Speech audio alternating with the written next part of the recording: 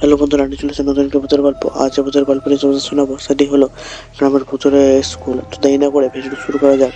গ্রামের এক প্রান্তে পুরনো একটি স্কুল ছিল। স্কুলটি এক সময় খুব জনপ্রিয় ছিল, কিন্তু বছরের পর বছর পরিত্যক্ত অবস্থায় পড়ে থাকার কারণে এটি এখন ধ্বংসস্তূপে পরিণত হয়েছে।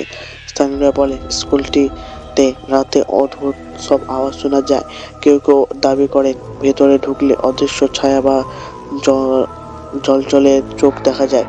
এক রাতে গ্রামের কয়েকজন তরুণ কৌতূহলে নিয়ে সেই স্কুলে যাওয়ার সিদ্ধান্ত নিল। তাদের ধারণা ছিল এইসব গুজব মিথ্যা।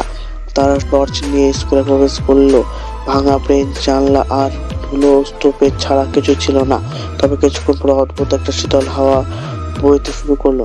একজন দেখতে পেল একটি বেঞ্চের ওপর একদল বাচ্চা বসে আছে, কিন্তু তাদের চেহারাগুলো অস্পষ্ট আর সাদা কাপড়ে মোড়া। কেউ একজন হঠাৎ করে চিৎকার করে বলল, আমাকে মুক্তি দাও। শব্দটি এত গম্ভীর আর করুণ ছিল যে সবাই আতঙ্কে জমে গেল। তরুণদের একজন সাহস করে বলল, আপনারা কারা? আমাদের কি চাও?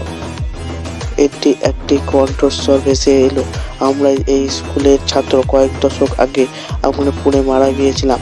আমাদের আত্মা এখনো আটকে আছে। আমাদের মুক্তি দরকার। তরুণেরা অবাক হয়ে গেল।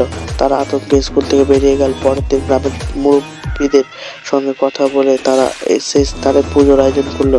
কথিত আছে সেই ঘটনার পর থেকে স্কুলটিতে আর কোনো ভূতের ঘটনা ঘটেনি। তবে রাতের বেলায় কেউ স্কুলের পাশে দিয়ে যেতে সাহস করে না, কারণ কেউ কেউ এখনো দাবি করে মাঝে মাঝে তারা শিশুদের কণ্ঠস্বর শুনতে পায়।